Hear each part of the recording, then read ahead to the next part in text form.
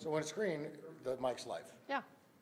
Hello, everybody. It works So, too. and you can, Wow, that's really strong. yeah. And then when you don't want to speak, you just turn it off. You know what's nice is,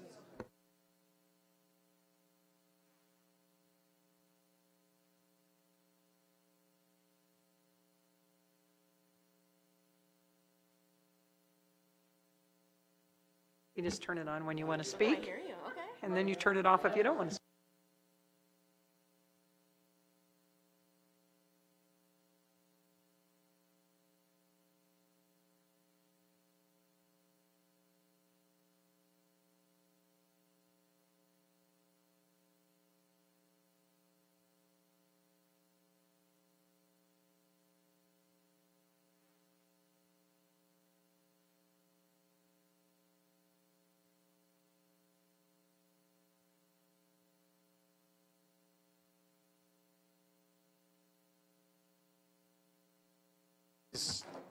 these systems, so when you want to speak, there's this speaking, you just turn it on, you can talk, and then you can.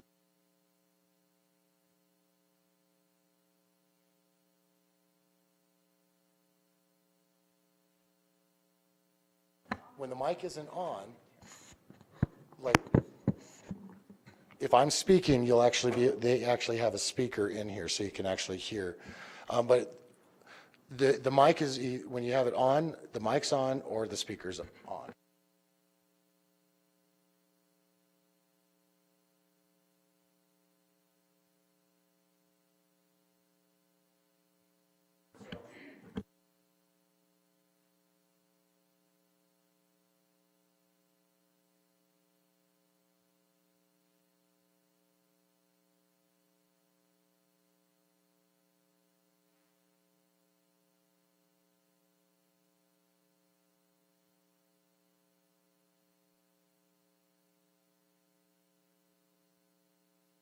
But with these mics, we can have up to 4 mics on at the same time.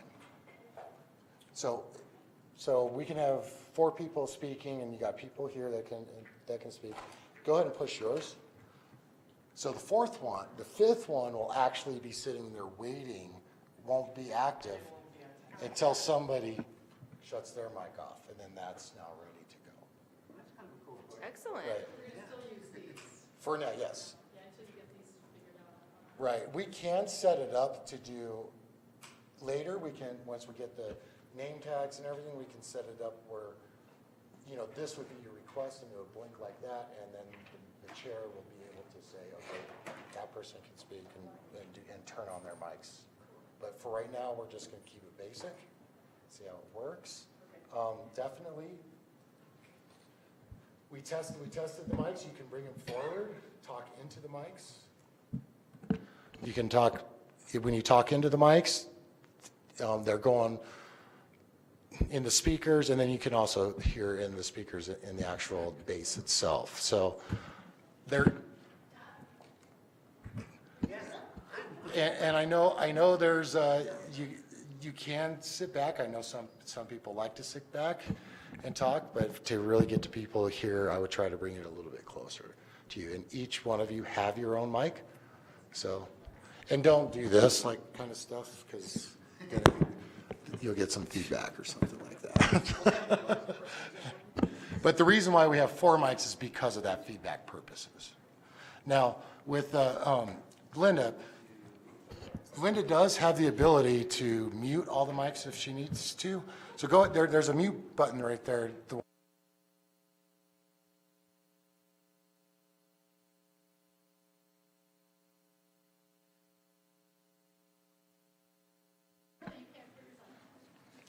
No, they can. It just mutes. So as I was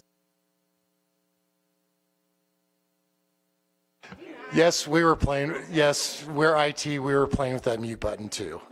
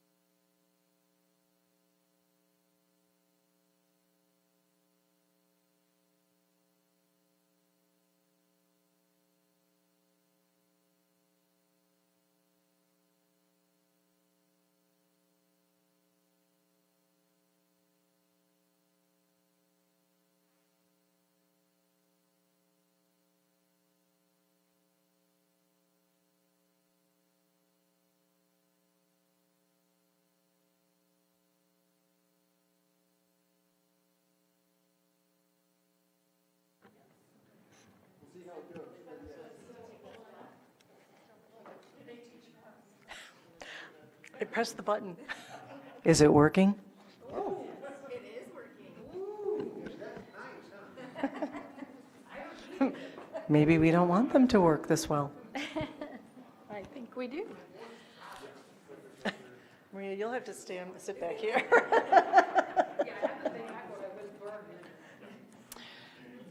Welcome, everyone, to Englewood City Council study session, this May 20th, 2019. Our first agenda item tonight is refinancing of 2009 water bonds. And this is an information direction segment of 15 minutes that our Administrative Services Director Maria Gonzalez is here to present and help us with the refunding process. Good evening, Council, Mayor.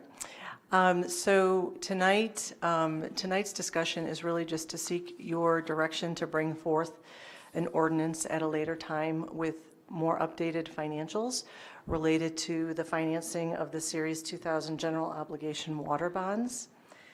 Per the city's financial policy, the city may issue refunding bonds to reduce the interest costs on its outstanding debt or other obligations for purposes allowable under state law. And we are asked to bring forth items that bring forth a present value savings of at least 3% to the debt service on the obligations being refunded, with a minimum net present value of $100,000. In the memo that I provided to you, refinancing through a direct purchase structure would approximate savings of approximately $25,000 or up to probably $25,000 on a net present value over the next 10 years. As a reminder, the bonds right now are payable from ad valorem property taxes, and the interest rates on the current bonds that we have are approximately 4.15 to 4.625. The bonds were callable on January 1st, 2019, without a premium attached. And we do require a minimum 30-day notification period to the bondholders. So when we move forward to bring forth an ordinance, we would start, if you do approve the ordinance, we would move forward with that 30-day period beginning the day after, so that we notify the bondholders, so that when the ordinance goes to second reading, we would be able to structure the transaction immediately thereafter. We also have an option to set the interest rate after the first ordinance, so that we are able to take advantage of any market, or we would not have market fluctuation from the time the ordinance is passed during first reading. So it is my recommendation that you do suggest that I come back with an ordinance to do this refinancing. And that's the information that I have to share with you this evening. Council, questions? Mayor Pro Tem Russell? Are we only refinancing the principal? We would be refinancing the principal, correct? Okay, thank you. Any further questions, comments? Seeing none, how are you in having her bring this forward? Anybody concerned about her bringing this forward? Have any naysayers? No? Looks like you got a full crew to say, bring it forward. Great. Should be bringing it forward probably within a month. Okay, great. Thank you. Thank you. Next is South Platte Water Renewal Partners quarterly update. Thankful for this tonight. South Platte Water Renewal Partners Director Pieter Van Rij is here to present to give an update on the South Platte Water Renewal. Good evening, Council. Thank you for having me tonight. Really, my purpose for being here tonight is to just touch base with the Council to give you an idea of what we're doing at the plant these days, and let you know some of the highlights of the programs that we're working on, since we don't necessarily get in front of Council all the time, and this is an opportunity to just give you an update. So the intention is to do this generally quarterly, so this would be our first update since we last talked, the last time I was here with our legal counsel, David Robbins, and we talked about the structure of the 82 agreement relative to Englewood and Littleton. And then our next one will be in July when we actually have that joint cities meeting between Englewood and Littleton, and that's where we'll go over budget projections and our programs that we're anticipating for 2020. And it'll be a much more comprehensive review of what we've accomplished in the year and the things that we have planned for the things moving forward. So I have a number of just general updates that I wanted to go through just to give you an idea of the things that we are working on. And so I'm just going to run through those and go from there. So let me make sure I have this. Oh, I always get these. Okay, there. So we'll start with organizational structure. So I started in August of last year, and after interviewing, I went through and I interviewed all 80 employees at South Platte Water Renewal Partners and spent an hour plus or minus with every single employee and essentially asked them 4 questions. The 4 questions I asked them were, what works well here? Where are the opportunities for improvement? If you had a magic wand and you could change one thing right now today, what would it be? And what questions do you have for me? And it was an excellent process in really getting a full understanding and assessment of where the health of the organization was at that time. It took about 10 weeks to get through all 80 employees. I know every individual appreciated the fact that whether it was a maintenance tech, entry-level maintenance tech, all the way up to a deputy director, everybody got the same amount of time. And so that dedication of time to them, I think, really helped helped me initially when we started to roll out some of the changes that came out of those interviews. So the interviews were great because they really gave a good perspective of some of the challenges. And one of the challenges that came out of it was the restructuring that had occurred over the previous 18 months or so had some confusion. People were somewhat confused as to what the role was. There were some titles that had some different challenging names. We had a title that was Environmental Science Innovation Optimization Programs Manager. So that was someone's title on their card. And so we changed that to Environmental Programs Manager. So it went more with more industry standard. We had another title that was called Beyond Compliance Programs Manager. It was hard to recruit for that because you'd pull it up on Zillow, or not on Zillow, on Indeed, and it was, you'd get a wide variety of potential candidates. So we eliminated that one as well. And then one of the main things that we did was there were a number of projects that were being done in a decentralized manner. So people were doing projects out of multiple different groups, and because it was decentralized, there was a challenge in terms of prioritization. And so one group would be working on a project, and they'd turn to the maintenance staff and say, we need you to be on this project tomorrow, and maintenance would have to drop all the work that they were currently working on to make sure that they were satisfying that project need. And it was really causing people a lot of stress because they couldn't really predict their days or weeks. And so one of the main changes that I did coming in was created an engineering division. And within that engineering division is pure engineering, so capital projects management and studies management. And then our EI&C, electrical integration and controls group. And then an asset management group is the last piece that we're in the process of developing out right now. However, we're doing an high-level asset management strategy plan right now. And once we get the results out of that, that'll help inform how we roll out that program, which we already have an asset management program, but it'll be how we further roll it out and refine it so that it works well for us moving into the future.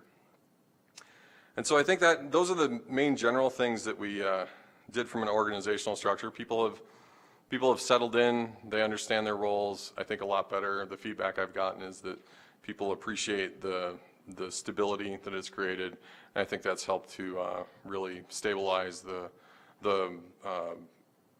team and make people optimistic into the future.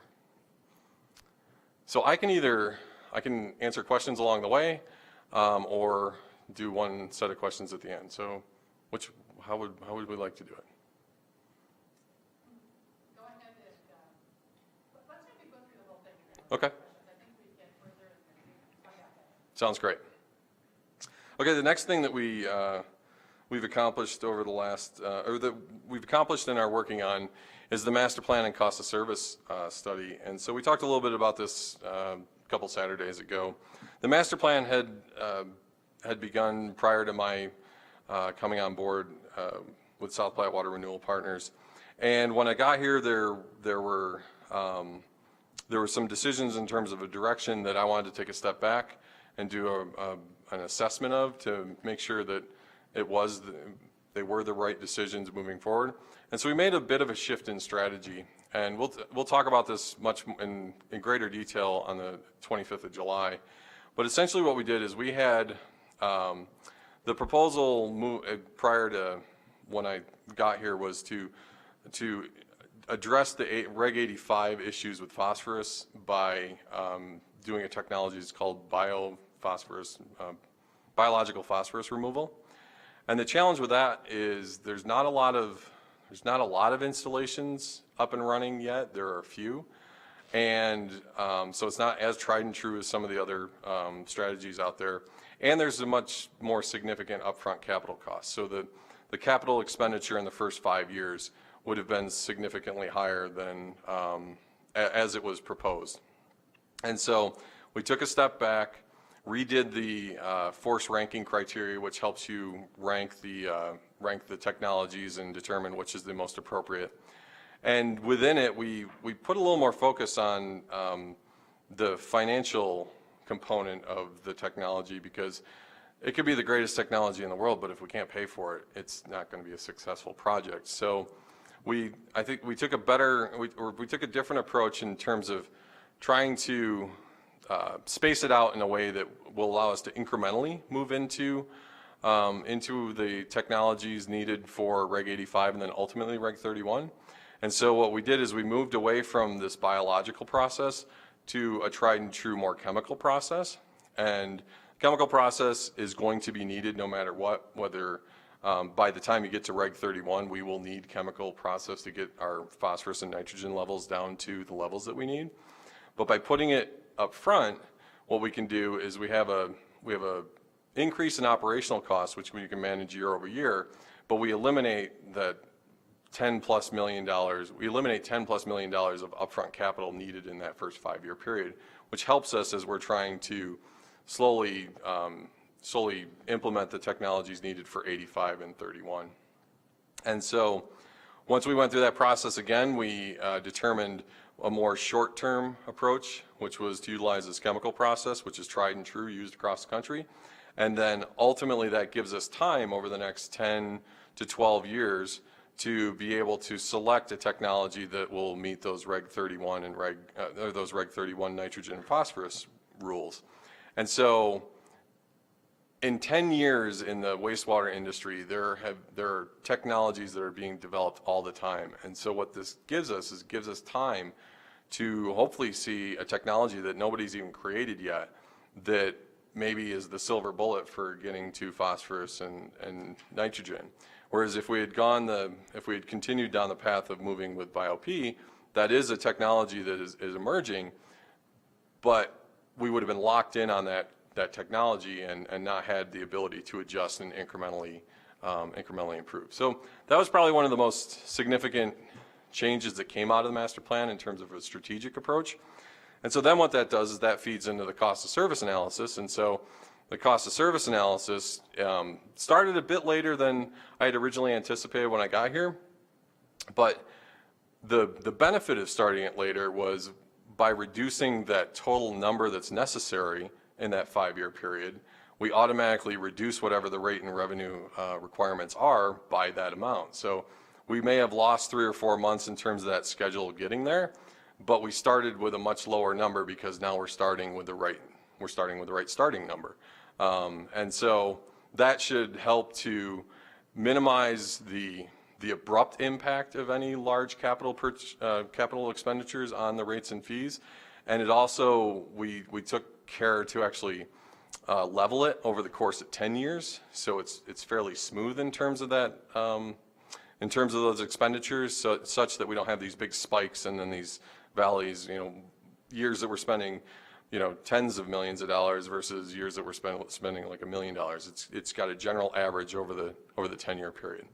And so those are the two things that have generally come out of the master plan and the cost of service study, and we're optimistic that we now have a good sound 10-year financial plan for how we're going to meet the immediate 85 numbers and then ultimately the 31 numbers. Okay, capital projects. So a couple of capital projects that I want to update on. The first one is a civil electrical project, and so this was actually one that we were utilizing a contracting method called progressive design build. And progressive design build is a method where you hire a contractor engineer team right at the beginning of the project, and then they work to develop the design and then the costs associated with the project, and then you get what's called a guaranteed maximum price at about the 60% design phase. Now, where the model works is if at 60% you don't like the numbers that are being created, then you can take what's called an off-ramp. And actually, I was a part of this process in my previous organization where we had to take an off-ramp, and it caused a a 6-month delay in the project, but by the time the project ended, we saved $10 million on a $45 million project. So we were able to actually utilize the process effectively. Well, as we were moving through on this civil electrical project, we were having meetings with the contractor, and what makes this process work is transparency. It requires strong partnership between the client and the contractor and consultant, and it requires transparency in the numbers. And we weren't getting the transparency that I was expecting after having the experience that I've had with this type of project.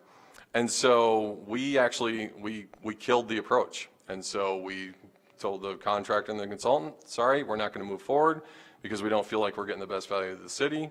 We don't feel like you're giving us the transparency that we're looking for, so we're going to take a step back. And what we did is we actually split the project in two. So we put the electrical piece as one part of the project, the civil piece is another part of the project, and we've bid those consulting fees out and now have design contracts that we're about to issue through that competitive process. And so I feel like it was a good example of where we like to go down the path of doing things efficiently because there are multiple different contracting methods. But if we're not seeing what we want to see in terms of transparency and what's the best value for South Platte, we have no problem stopping it and then backing up and reassessing. We lose a few months on schedule, which is always the risk when you do this kind of thing. But long term, it was my belief that we'll end up with a better value for South Platte Water Renewal Partners as a result. And so really the two projects are we have some infrastructure some piping infrastructure that's getting old and deteriorating, and then we also have a couple switch gears, which are the main plant feeds and where the main plant power feeds come in.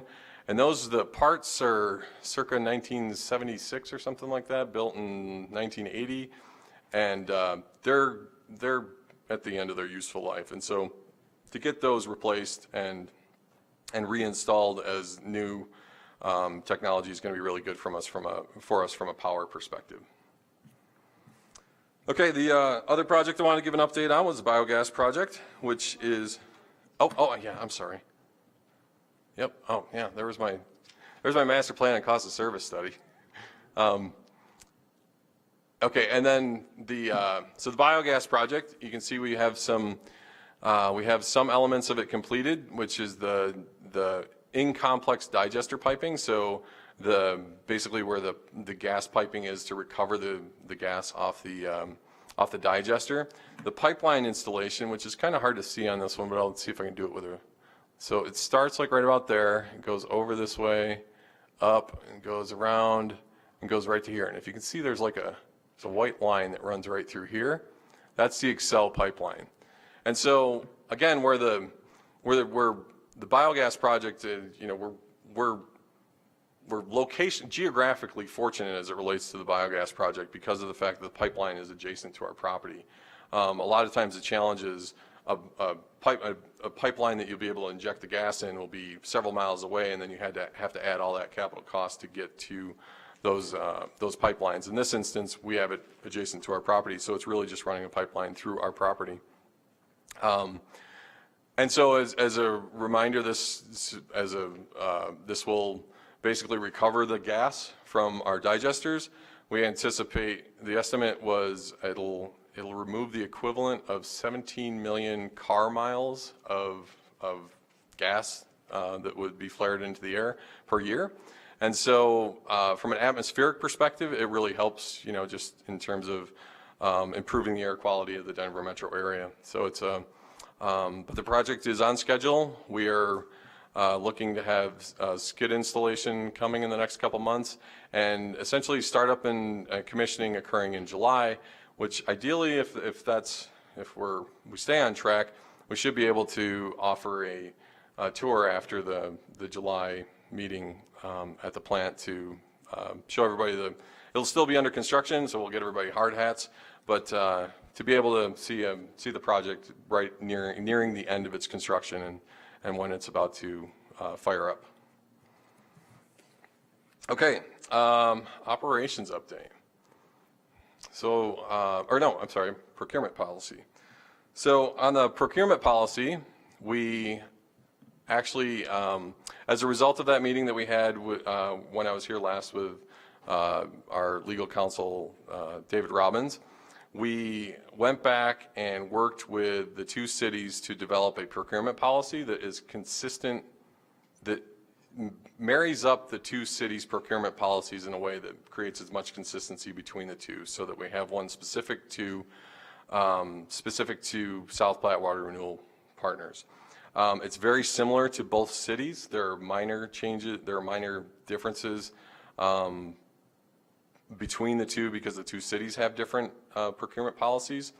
But as we completed that, and we just got it approved through the supervisory committee last month, we maintained consistency with some of the major elements like the levels of approval and things like that. And so that policy, that project worked really well between the city's the city of Englewood's finance staff and the city of Littleton's finance staff, and we all worked together, and my team worked with them to basically merge the document together, get it updated, and make sure we cover things like competitive bidding and optimal purchase language and procurement approval levels.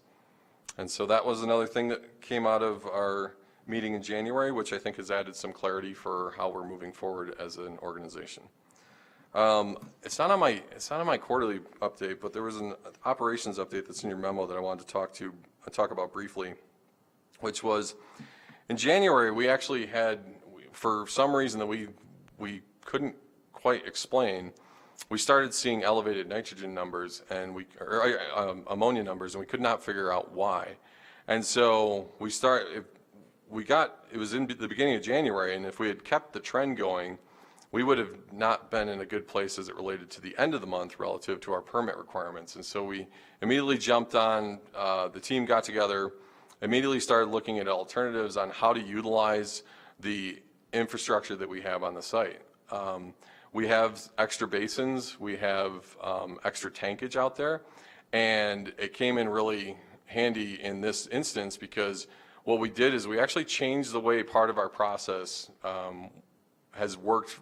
We adjusted the way the process works on our contact basins, and we brought more of them online. And in the process, we've changed the way that the biological the ammonification process occurs, such that we're now splitting that process between what's called our nitrifying trickling filters and these SCTs. And that was a surprise out of a potential event that has actually caused us to be more efficient and more resilient in terms of how the system works. So instead of that nitrification occurring in just the one NTF system, we now split it between two, which allows us the ability to move loadings back and forth between the two such that it gives us just more resiliency in the process.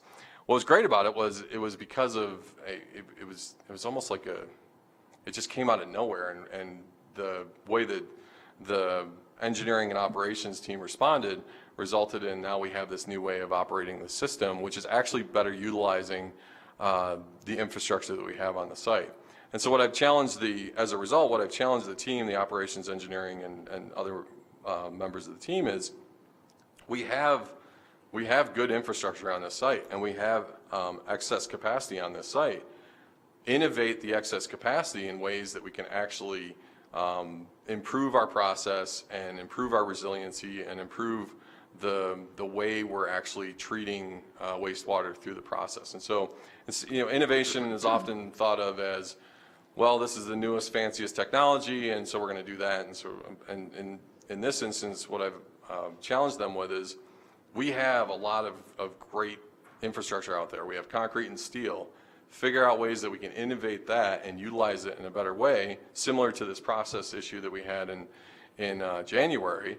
And maybe there's untapped availability of internal infrastructure resources that we can utilize to better treat and better meet the needs of the regulatory requirements and the operations of the facility. So it was actually an interesting thing that just came out of nowhere in January. Thank you, Director Van Ryn. I wonder, we have 10 minutes, less than 10 minutes, 8 minutes left before your portion is finished. Would you rather just jump to questions, or do you really want to go over all the slides? I think you only have a few left, but. I can wrap up if you'd like. If you want to have questions, we're going to need to leave some time, is all I'm saying. I'll be quick. Okay, I'll great.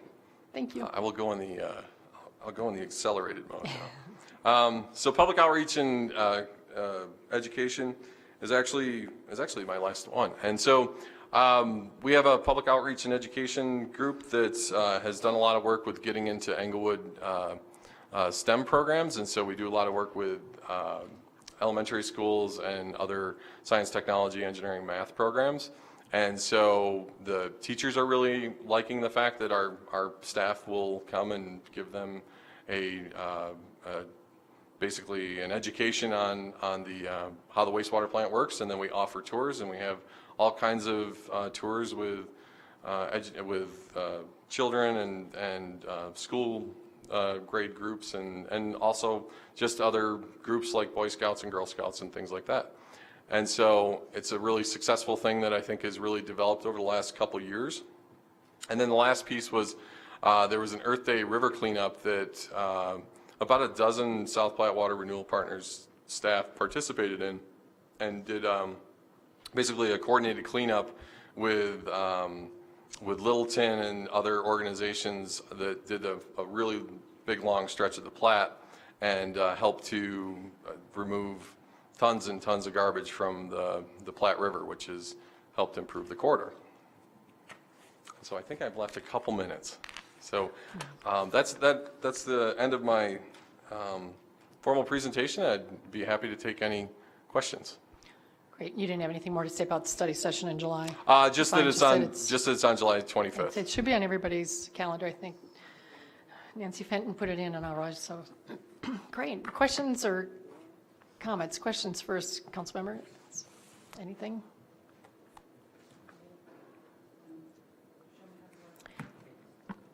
It's green now. It's your own microphone.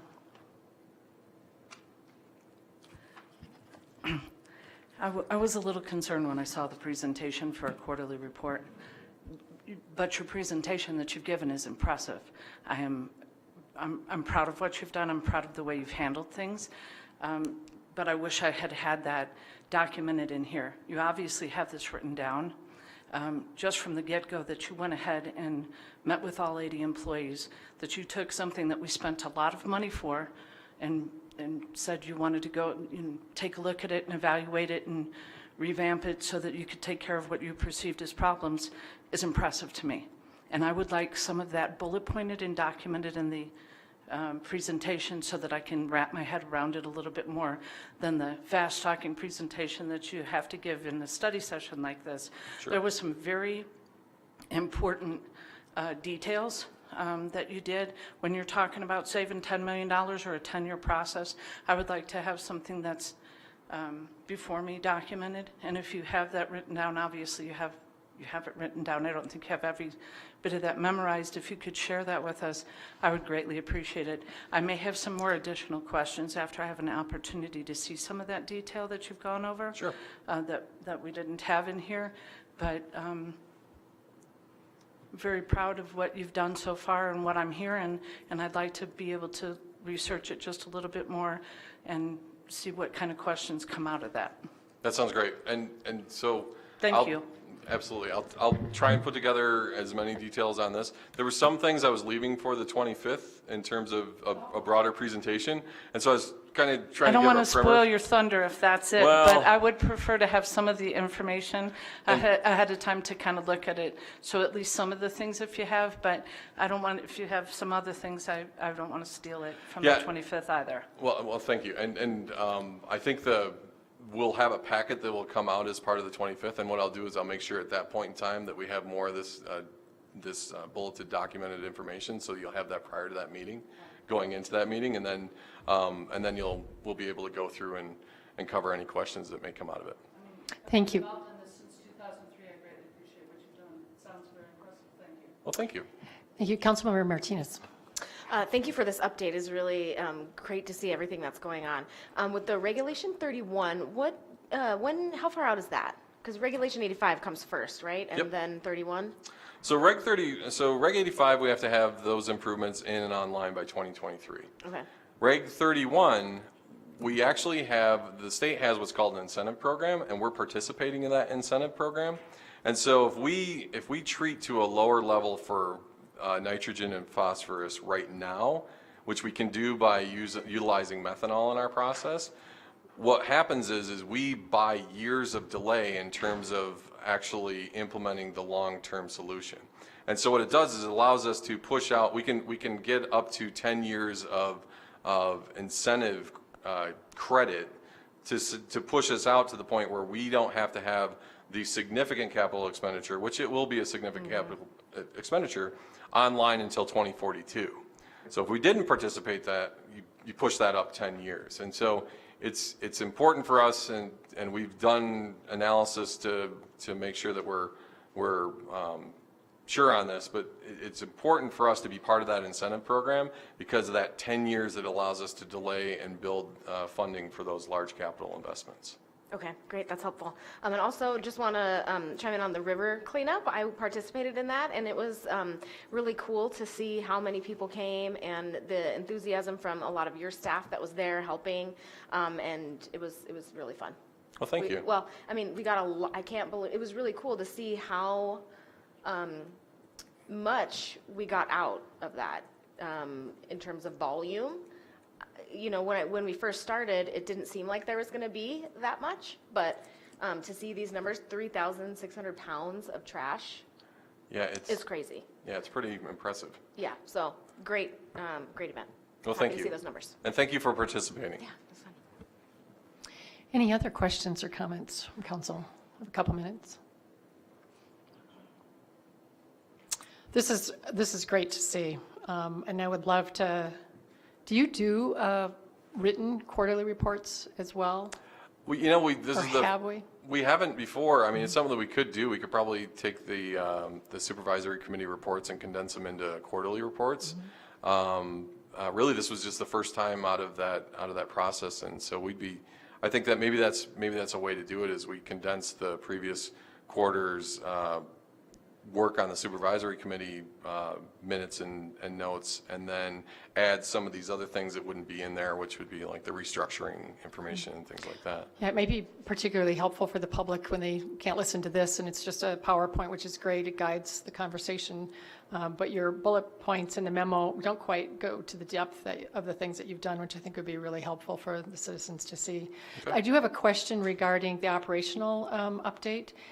Is that meant to be January 2018 or 2019? Oh, I'm sorry. It was January It's a 2019. typo? Yeah, that I was thought so. that was a Okay, I typo. just wanted to make sure. I circled it when I read it, and I thought, you weren't here then. I was not. But anyway, so just so we know, it is the 2019. Yes, I apologize Yeah. for that. Councilmember Martinez, your light is still on, so I'm just assuming, yeah. Councilmember Berentine? I routinely read the supervisory reports, and you don't get that kind of depth of information and how it categorizes, because it's happening in different phases as you're talking about it. So that may be, if any of this is kind of in there, then it gets kind of spotty for that. So I like your idea of trying to condense that information, if it truly is in there piecemeal, into that quarterly would be a lot more helpful, because I didn't garner the same kind of information or the same impact from it as what you've presented here today from reading those reports. So those are public and people have access to them, but I think your idea of putting something quarterly from there to make that a little easier for people to categorize it and what's happening, so there's more of a flow to it. I think that's a great idea. Yeah, and I think we can easily do that, and then just, and then attach the minutes as an appendix, so that they have the actual, they have the 3 months of actual supervisory committee meeting minutes as the appendix, but there's a good summary memo that ties it all together and then has an executive summary and a body to it. Thank you. Are the rest of council in agreement with that, asking him to do a written report? It seems like it makes sense. Any disagreement with that? Okay, it's a lot of it's extra work, but I think it'll be well worth it. I agree. Yeah. And it's not too much extra work. Great. You already are doing it in your head probably. So. Oh, no, I'm absolutely. I just want to make sure. So great. Thank you very much for your presentation tonight. Well, thank you. Up next is our city manager recruitment update, and our human resource director Maria Gonzalez is here to present, give an update on this search and the recruiting process. Are these mics working well for everyone? They truly asked me to come to try the mics, but they told me to stay away from them. Thank you. So first of all, I want to apologize. There is a mistake on the agenda I sent you. And it printed out wrong again. I have to go print it again. I don't know why it prints Wednesday and I've changed it 3 times. When it says Wednesday, May 30th, that's a Thursday, not a Wednesday. So I'll go print them again because you. this says Wednesday again. So I will give you the correct, I couldn't correct it on the document, but I will give you the correct agenda before the end of the night. So I received the packages from Heidi, and we're here to talk about the meetings on the 22nd, the 28th, and the 30th. Those need to be changed. I would like to request to be changed to executive meetings. And the reason for that is to ensure the confidentiality of the applicants. So the package has 17 applicants that you're going to discuss, and those applicants assume that they were applying for a confidential job search. So they have 1 in 3 chances to be selected as the 6th, and then 1 in, 10 to be selected as a finalist. They, of course, haven't tell their employers that they're applying for the position. And it's Heidi's opinion, because we talk about it, that if we make those meetings public, we will have people drop out of the race. They don't want to jeopardize their employment. They don't want to put their names out there until they become a finalist for the city. So it's my request to the council to make those meetings executive meetings. So the confidentiality of the applicants, the names of the applicants are protected. Great. So Councilmember Berentine has the light on. That's the way it's written in the law. That's what we agreed to from the beginning, was that they would be in executive sessions. It isn't public until we pick finalists, and we've already had this conversation and discussed this. So I don't know why we're having any problem with it being an executive session, except for there was just a mistake made on the agenda. Okay. Mayor Portem? We can just declare a special meeting and call an executive session from the special meeting, correct? I mean, we don't just, Right, we need to document that that's what we're doing for that night, but City Attorney, want to speak to that? Yes, you can do that. If you know in advance that you're going to be going into executive session, the city's policy is, we put that in writing as well. So it's just a double notification to the public that that's what the policy is going to be. So if you've all agreed by consensus that you're going to be discussing this in executive session, we'll post it tomorrow showing that we anticipate that that's what's going to happen. thank you. Councilmember Sierra, I think was next, maybe. So my understanding was that these were going to be open to the public, so now we're saying they're not. I guess my question would be, do we happen to know how many people would drop out No. if we were to No, I keep them can open? read you what she sent. She sent me this email on Friday after I talked to her. It says, often the best candidates for a city manager position are ones who already have good positions. There are candidates in Englewood city manager process who are very, very nervous about confidentiality. I believe it is imperative that the mayor and the city council conduct the first round of interviews in executive session. If the candidates are finalists, they expect that there may be a public component to the process in the second round of interviews and can prepare their employer accordingly. If the first round of interviews cannot be conducted in executive session, I do believe some candidates will withdraw because they cannot risk their employer finding out that they are considering another position. They are more willing to take that risk when there are fewer candidates in the second round. That's straight from Heidi. And on the package, on the first page that I got today, she says, it is absolutely critical that the information in these notebooks remain confidential. Candidates have applied in confidence for this position, and early release of their identities could negatively impact their current employment. Thank you. Councilmember Martinez. Thank you. It makes perfect sense to me to have these in executive session for protecting their current employment. I totally respect that. When we're, I guess, done talking about executive session, if we already are, I would like to just talk a little bit more about how our discussion is going to go on May 22nd. Are we going to get just like a full list and then we decide which ones we're going to go forward with, or kind of what do we imagine that process looking like? The first conversation with Heidi. Okay, so So first of all, let's make sure, are we done with the executive session? Is everybody in agreement? And we're going to move forward on that. That is the way we need to keep the best candidates. We will not be making decisions per se. We will be able to come out and make a decision and put forward publicly the ones that are going to be public once we know that they are agreed to be public. But that's not, I do believe that we had a little bit of conversation at one of the meetings that could have been misconstrued either way, and I think this is good to clarify it. So we're all fine with that, right? Okay, so Councilmember Martinez, continue. And then I guess just what is our kind of process for selecting the qualified candidates that Ms. Voorhees is going to come present to us on the 22nd? I have books for you to take on today. Okay. He has, as I said, 17 candidates for you to consider. She's going to be the one that drives that meeting.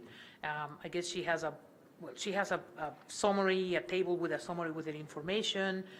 There is a summary presentation sheet for each one of them, and then some more detail on their information. So she's going to come and present each candidate. On the email, say that she reviewed the credentials that she has here, and she has additional details for what she has been doing for this month, which I think has been, checking on references and checking employment, checking history. So she's going to share all that with you on that night. So she's going to be driving. As I said, I will give you each a book to take home, and she's going to be driving that meeting. It's actually very well organized, so it's candidate by candidate, so you can see them and you can talk to them on the same page, and you all have all the same information. In other words, we have some homework between now and Wednesday That's what it sounds night. like. 17 of them to read and probably score in our first reactions to them. Um, It's very exciting, though. 17, wow. That's exciting that she's got 17 out of that group for So us she to got look at. 75 resumes from 26 different states. She has separated them in 2 tiers. I guess the top 10 first, and then the other 7. We were joking today because there is an applicant called Maria. Perfect. So it will be the fourth Maria in the city. So it's actually very well organized. You will be able to read it and to go through them and make notes for your meeting with Heidi. Any further questions about process? Okay. Councilmember Berentine. Who is communicating with Heidi? I did not. City manager did this last week, so, You spoke with her? yeah. Or, Actually, She Maria contacted you. Gonzalez has handled those conversations. okay, yeah. So I was going to call her to see if we were all set for this week, but she got to her. I've been and that's checking. great. The I've only been time I've checking. ever contacted her is to find out how many applicants we had so I could update, and that's all we've talked about. It was my understanding that we were going to not put that on to the HR director, so do we have some understanding on how we're communicating with her, or can each of us just call Heidi, or are we have somebody that's a liaison? Because listening to the mayor-manager meeting, I actually thought it was you. I was going to, but she actually emailed before I even had a chance to call her the next day, so emailed you, I guess, but then Well, we city have to make- manager told me that that you were going to put it on the agenda for tonight, and I said, fine. I never had any conversation with them about it, so. So she has been When we writing the agree on the, I apologize. When we agree on the, kind of the line of communication, because I don't want to, that's what we agreed to do, so I'd prefer we kept with that. With me being the contact? The city manager, so that we have one point of contact that we all know that we're communicating with if there's some issue going on. We don't normally have individual private conversations with the HR director, but we do with our employee, the city manager, or with the mayor, because you're our leadership, or with the mayor pro tem, that would be fine too. But I'm just a little confused. It's not necessary to have that many people, that's all. Councilmember Wink? I think maybe I'm confused about what's going on. I think at this stage, given where we've gotten with Director Gonzalez communicating with the Heidi Voorhees, that communication line continues, and as is the usual, council communicates with the city manager. Correct? Yeah. Nothing's changed. I have not been calling Ms. Voorhees other than to find out how many we have in the loop and if there's anything we need to know. I don't know if she's been emailing you or not. I can continue to be that person if that's what you want, but I think when it comes to hiring, it would be best to have HR. Mayor Pro Tem? I think perhaps that you need to do some of this on behalf of the council, because the city manager is going to be our employee. So I think we need to make sure that the leadership of council has some feedback. That's my opinion. So Go ahead, let me just Director. clarify something, because I don't know what we're talking about here. don't The know only either. communication that has happened between me and Heidi is how many applicants you have, when are you coming, what time are you coming. We haven't discussed any of the candidates. We haven't agreed on any information, either verbally or in written. Okay, I just got the packages today. I don't have these packages electronically. I have them in the box that I got them today. So I just make sure they all were in the binders, because some of the pages came out, and that's it. So I don't know, what are we talking about? I've been taking on the scheduling just because somebody had to do it, and I think the city manager has bigger and better things to do than the schedule of the breakfast and the interviews. Right, so all the scheduling's been done through her too. I did not hear at all that you wanted me to do all the scheduling. I never understood that as what my responsibility was in this. If that is something you want me to be doing, then I'll be working with Maria Gonzalez to do that and ask her to carry that out. But that seems like that's usurping the city manager's role here. So, Councilmember Berentine. Yes, I think the scheduling should be being done through the city manager. I think we would have avoided some of the confusion and concern that Heidi Voorhees had, that we were going to actually go ahead and originally interview the 17 people in an open meeting. That was not what we agreed on. That confusion probably could have been nipped in the bud prior to her getting concerned and starting conversations about people who'll drop out. think it would probably be best if we did it that way. I thought that's what we agreed to. If the rest of council doesn't want to do it that way, that's fine, but I see that we've had some problems as a result of it. I'm trying to run that. This is not any problem of Maria Gonzalez with this. I think that it was a confusion amongst council and what we may have said in the mayor-manager meeting last week and questions that we had with the city manager. So, yeah, I don't believe you were involved in any of those conversations. So it's wrongly attributed to someone that hasn't been involved. She's just been doing the logistics on this. So let's keep moving and get this done right. Councilmember Wink? Yeah, I just want to keep things as is. Okay, so let's continue to work with the three of us, and we'll make sure that all the information is clear to everyone. I can be CC'd on anything in case, but I'm not going to be the one who does scheduling and figures out who's coming when on the day of. That really is your role, to figure out what directors can come when, what the forms are going to look like for feedback, that kind of a thing. We need you to initiate that. Yeah, all Does that make sense? That has been coordinated. Nancy has been helping big time. So we have even the last day already planned and scheduled for the 3 candidates. Great. Thank you, City Manager Hargrove. Not a councilman. We're going to let you next. Just a point in terms of managing the executive session.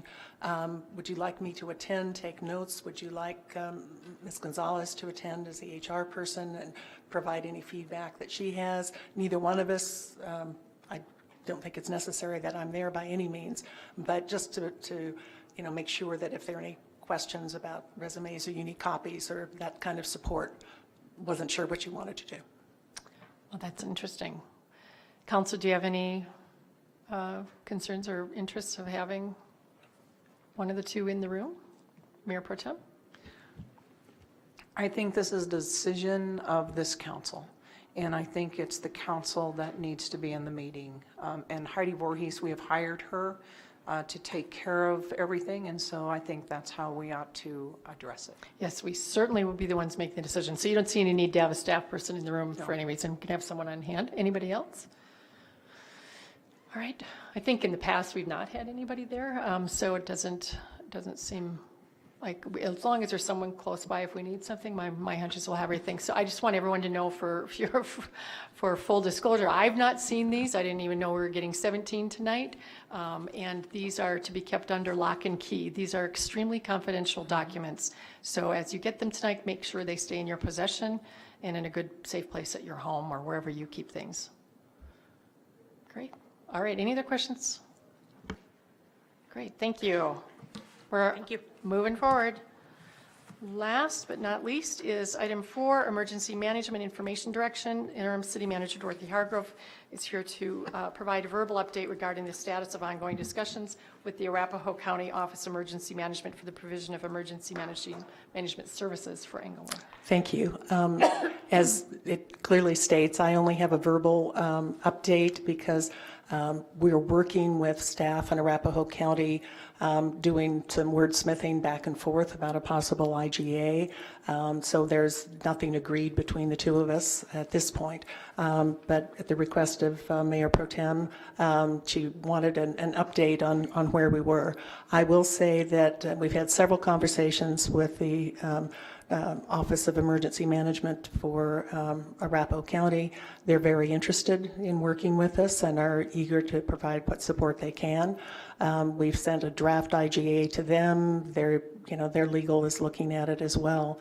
It covers the basics, what we've asked them, the services we've asked them to provide include developing an emergency operations plan that would be presented to council for adoption, and they would be responsible for making sure that the city staff and elected officials are well trained on the implementation of that plan, as well as a continuation of operations plan. They would handle any emergency communications in coordination with us. They would assign a point person who's focused on Englewood and would be our primary contact. It would not just be who's in charge of Englewood. There would be a designated person. They would be responsible, and I think this is an important point, for coordinating with other regional, state, and federal officials. Their expertise in dealing with the state and with FEMA is, I think, a plus. They will also provide detailed monthly, quarterly reports, and in the event of an emergency incident, they would provide a prompt after-action report as well as lessons learned for the city and all the players involved. The City of Englewood is pledging to provide a point person who would meet regularly with Arapahoe County so that they know, in addition to the city manager, who they should contact about meetings, supporting training. We would provide an emergency operations center, should we need one, because we have one in our fabulous new police building. We would help with the coordination and the training and ensure the support during any emergency event that could come to the best of our ability. So those are the broad outlines of our discussion with Arapahoe County. I have two questions that I'd like to pose to council. The first is, do you like the direction of this moving forward? And second is timing. Frankly, it's very hard to find time on an agenda. If you look at the proposed study session agendas, we're pretty full up through the month of June, partly because of the city manager search. But I recognize the sense of urgency over emergency management, and just wondered if you had some ideas about how we could discuss this. I've asked people from Arapahoe County to be present to answer any questions when that gets finalized, but I'm hoping within the next couple of weeks we would have documents for your review. Councilmember Questa. First go here. Thank you, ICM Hargrove. If I'm to understand the time frame correctly, it's a couple weeks out from being finalized. That's my estimate, yes. And then do we have to have a study session on it? I understand that that's the conventional route of considering things like this. That's entirely up to council. I don't think there's any requirement, but I'm sure it would be ripe for discussion. But we would need two votes from the dais? Because it would be an IGA, it would have to be an ordinance.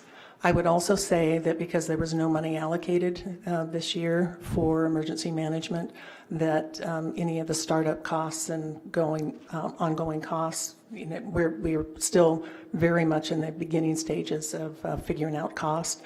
It looks like we might get there, but anyway, that would have to be a supplemental appropriation, which would also need final official approval from council. Could that be done concurrently? I think so, yes. So I'm hearing 2 weeks to get it done. Let's say we went straight to the dais, another 4 weeks then between the two meetings. That puts us at 6. If we throw a study session in, it's 8. Being late May takes us to June, July, almost August. Any time we can save at this point, I would certainly like to do. Now, again, I realize it's unorthodox to skip the study session, but I'd at least like to put it into consideration. We've done this before. Thank you. We have definitely done it before. Councilmember Martinez, I think, might have been first. Obviously, this is top of mind for all of us. I think the sooner the better. So I think I think a study session would be nice, just in case so we can answer any questions right from them. Instead of having to go back and forth, I think a discussion would be beneficial. But that being said, I think the sooner the better. So I think if we need to schedule a special meeting or something for this, I would be okay with that. Are you willing to do the study session in regular session? That's fine with me. I think it's going to be important to have the discussion and make sure our questions are all answered before going forward, but I think time is of the essence for sure. Okay. Mayor Pro Tem or Councilmember Wink, I am not sure. Oh, okay. Thank you, Mayor. Thank you, Mayor Pro Tem. In order to have the meeting or the discussion, well, we have to wait for the documentation, but in order to have it as soon as possible, based on the information that Member Cuesta stated, I would like to see if we can move to a special meeting instead of waiting for the recurring once-a-week meeting that's scheduled. Just in the essence of time, I would love to see us discuss this and make some decision before we vote on it as soon as possible. So. Do you mean a study session for a special meeting or regular special meeting to make a decision? Special meeting. Okay. Yeah. Okay. And something obviously that's open to the public. Okay. Mayor Pro Tem? I do believe this is very important to move forward with this, and if we can do a special meeting that works out for all of us, but I do think it is predicated on getting information back from Arapahoe County before we hold that special meeting. But if we have to do it in conjunction with the regular meeting, I am okay with that. As far as nothing being in the budget, there should still, even though we haven't appropriated the money specifically for that, there should be money in the budget because we have been short employees. So I don't think that's. We're also over, I mean, we have more revenue than expenditures, so. Right. So I would like to move forward with this as soon as possible because the first meeting that it can come up for us to vote, I really want it on the agenda. So are you okay too with creating a special meeting if it comes at a time when because we have this block of time when we're doing interviewing that I think Councilmember Cuesta might be thinking of in this, where we have June 3rd and then it's at the end of June. Yes. Talking about putting another meeting somewhere in there. You're open to that as well? I'm open to that if we need to do that. But I think if we can't work that out, I think we could put it on the regular meeting, even though the meetings have been very full. Councilmember Berentine. We had $238,000 spent 8 weeks before we ever knew it was approved and spent for storage. And I think that we ought to understand that this is an emergency, that we ought to get this implemented immediately. We were okay with having 8 weeks later information on $238,000 for information storage. This is the people's safety and lives in this community. And if this is an emergency, I don't know what is. I asked for this a month ago to immediately implement this so that we were covered. And for us to wait at all is, I think, I understand why the public is frustrated. This is frustrating.